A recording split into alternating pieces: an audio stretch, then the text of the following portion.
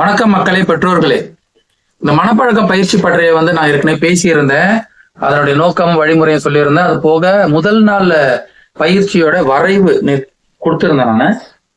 அது இவங்க நிறைய பேர் பார்த்துருப்பீங்க. அதுல என்னன்னா, முதல்ல நம்ம என்ன பண்றோம்னா, குழந்தைங்களோட கரண்ட் ஸ்டேட்டஸ் எடுக்கிறோம். அதுல ஏன் அவங்க தொக்கி நிக்கிறாங்க, தடுமாறிட்டு இருக்கிறாங்கன்றதோட காரணங்களை நம்ம ஒரு 3 காரணங்களை நம்ம விலாவரியா பேசியிருக்கோம். இன்னும் பல காரணங்கள் இருக்கலாம். நமக்கு தெரிஞ்ச 2-3 காரணங்கள் இருக்கு. இது தாண்டியும் இருக்கு. இந்த 3 காரணங்கள் தனிப்பட்ட முறையில ஒவ்வொருத்தருக்கும் இருக்கலாம், இல்லைன்னா கலந்து கூட இருக்கலாம்.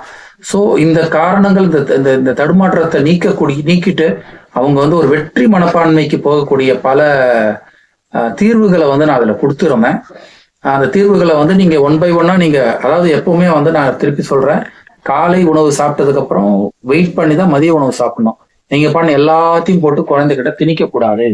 அந்த வேலையை செய்யாதீங்க தயவு செய்து. ஒவ்வொரு விஷயம், ஒரு தீர்வு, ஒரு ஒரு ஒரு தடுமாற்றத்துக்கு ஒரு தீர்வு. உங்களுக்கு நீங்க தான் அந்த தடுமாற்றம் என்ன பிரச்சனை, நான் ஏற்கனவே சொல்லியிருந்த மாதிரி 3 தடுமாற்றங்கள் கொடுத்துருந்தேன் இல்லைங்களா? ஆர்வம் இல்லாம இருக்கிறது, பாடங்கள் புரியாம இருக்கிறது, அப்புறம் தாழ்வு மனப்பான்மை இருக்கிறது. தீர்வுகள் நான் கொடுத்துருந்தேன். இந்த தீர்வுகளை நீங்க உடைக்கிறதுக்கு நீங்க 1 by 1 தான் நீங்க பண்ணணும். இந்த 1 by 1 பண்ணி இதை இந்த குழந்தைங்க ஒரு வெற்றி மனப்பான்மை கொண்டு வர்றதுக்கு நான் நிர்ணயிச்ச காலம் ஒரு 90 நாட்கள், 3 மாதம். இதுல கிட்டத்தட்ட பாத்தீங்கன்னா இரண்டு தேர்வுகள் நடந்திருக்கும். அதாவது மிட்டம காலாண்டுன்ற மாதிரி ஏதோ 2 தேர்வுகள் நடந்தேறிடும். ஸோ நம்ம இந்த 90 நாட்களுக்கு பிறகு வரக்கூடிய 3வது தேர்வு தான் நம்மளுடைய பெஞ்ச் மார்க். நம்ம அதை இந்த நம்ம செயல்படுத்தின இந்த திட்டம் எப்படி வேலை செஞ்சிருக்குன்றத நமக்கு கொடுக்குற ஒரு தேர்வு, இத முடிவு.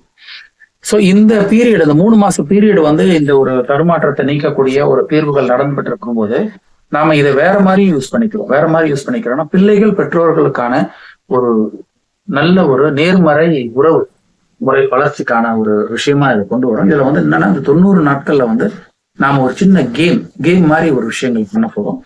2 முறைகள் இருக்கு. அதுல 2 முறைகள். முதல் ஒரு விஷயம் என்னன்னு கேட்டீங்கன்னா, நம்ம குடும்பத்துல பல விழாக்கள் நடக்கலாம். பிறந்தநாள் விழா, கல்யாணம், ஊர் திருவிழா, ஊருக்கு போறது, இல்ல அவுட்டிங் போறது, பீச்சுக்கு போறது, சினிமாவுக்கு போறது. ஸோ இப்படின்ற ஒரு மாசத்துக்கு ஒரு 6-7 நாட்கள் கண்டிப்பா இப்படி ஒரு விழா விஷயங்கள் இருக்கும். ஸோ இதுல நம்ம என்ன பண்றோம்னா, நம்ம குழந்தைங்களுக்கும் நமக்கும் அதாவது பெற்றோர்கள் யாரும் ஒருத்தர் எடுத்துக்கலாம், 2 பேரும் செய்யணும். அவங்களும் பிள்ளைகளும் ஒரு சின்ன ஒரு கேம் மாதிரி வச்சுக்கலாம்.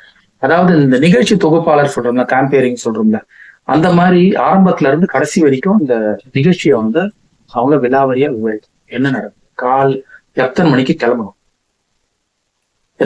கிளம்பணும், எந்த வழியில, பஸ்ல போறோமா, ட்ரெயின்ல போறோமா, கால் டாக்ஸில போறோமா, 2 வீலர்ல போறோமா, அது எந்த ஊருக்கு போற வழி என்ன, ரூட், அந்த எந்த ஊர்ல நாங்க போறோம், அந்த ஊர்ல என்ன விழா நடக்குது, பிறந்தநாள் விழா, அந்த குழந்தையோட பேர் என்ன, பெற்றோர்களோட பேர் என்ன, அந்த விழால யாரெல்லாம் சந்திக்கிறோம், அந்த அவங்களுடைய உறவு முறை நமக்கு என்ன, அது போக எத்தனை மணிக்கு அங்க இருந்து நம்ம கிளம்புறோம்.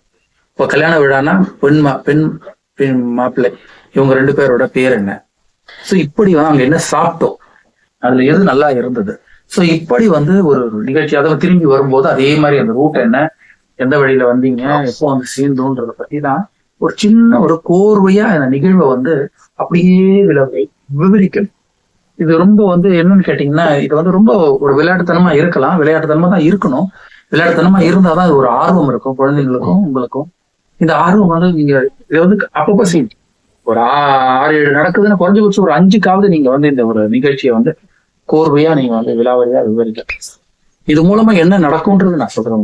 அந்த இந்த கோர்வை சொல்றது சீக்வென்ஷியல் ஆர்டர்னு சொல்லுவாங்க. இந்த சீக்வென்ஷியல் ஆர்டர் தான் ஞாபக சக்திக்கான மிகப்பெரிய ஒரு, நமக்கு கடவுள் கொடுத்த ஒரு மிகப்பெரிய கிஃப்ட், ஞாபக மறதி. அதாவது நடந்துற அத்தனை நிகழ்வுகள் நம்ம மனதுக்குள்ள வச்சுக்கிட்டோம்னா பைத்தியம் ஆயிடும். அதனால கடவுள் ஒரு முறை பாக்குற பல விஷயங்களை நம்ம மறந்துடும்.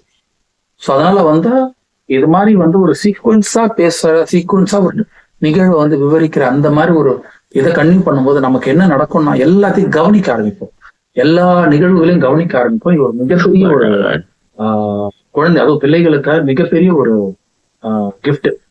இந்த மாதிரி எல்லாத்தையும் கவனிக்க ஆரம்பிச்சுட்டாங்கனால பாத்தீங்கன்னா அவங்களுடைய அந்த என்ன சொல்றது, அந்த அறிவு, பாட அறிவுன்னு மட்டும் சொல்ல, பொது அறிவுன்னு சொல்றேன். பொது அறிவு மிகப்பெரிய அளவுல வர ஆரம்பிச்சு, அவங்களோட ஞாபக சக்தி மிகப்பெரிய அளவுல வர ஆரம்பிச்சு. புரியுதுங்களா?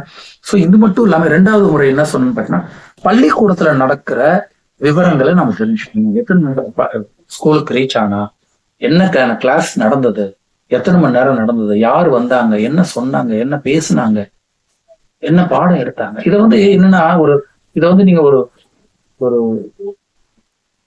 இப்படி ஒரு இதுவா இல்லாம, அதாவது எப்படி சொன்னா இது வந்து ஒரு ஃபார்முலா இருக்கக்கூடாது. அதாவது நீங்க வந்து கேள்வி கேட்டு அவனை கண்காணிக்கிறீங்கன்ற மாதிரி இருக்கக்கூடாது.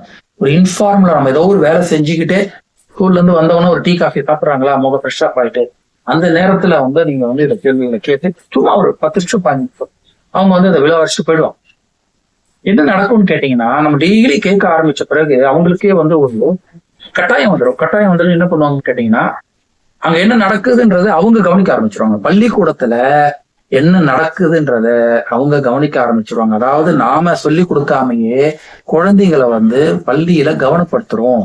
அவங்க என்ன பாடங்கள் எடுக்கிறாங்க, என்ன இது பண்றாங்கன்றத பத்தி கவனப்படுத்துவோம். இதெல்லாமே வந்து ரொம்ப ரொம்ப முக்கியமான விஷயம். வாழைப்பழத்துல ஊசி ஏத்துற மாதிரி கொஞ்சம் கொஞ்சமா இந்த நல் பண்புகளை வந்து நாம குழந்தைங்கிட்ட சேர்க்கணும். இந்த 90 நாட்கள்ல வந்து அவங்களுடைய அந்த தடுமாற்றத்துல இருந்து வெளியே வந்து வெற்றி மனப்பான்மை அடைய அந்த அதே நேரத்துல பிள்ளைகள் பெற்றோர்களுடைய உறவும் வந்து நல்லபடியா ஒரு விளையாட்டுத்தனமா ஒரு நல்ல ஒரு கேம் இதுல வந்து சேர்ந்துடணும். அது வந்து மிக முக்கியமான ஒரு விஷயம். இதை பத்தி நம்ம வந்து 2வது நாட்கள் பேச போறோம். 2வது நாள்ல வந்து பாதி விஷயம் வந்து 2வது நாள் பயிற்சியில பாதி விஷயங்கள் வந்து இதுதான் இருக்கும். மீதி என்ன நடக்கும்ன்றது அடுத்த காணொலியில் சொல்றேன். நன்றி, வணக்கம்.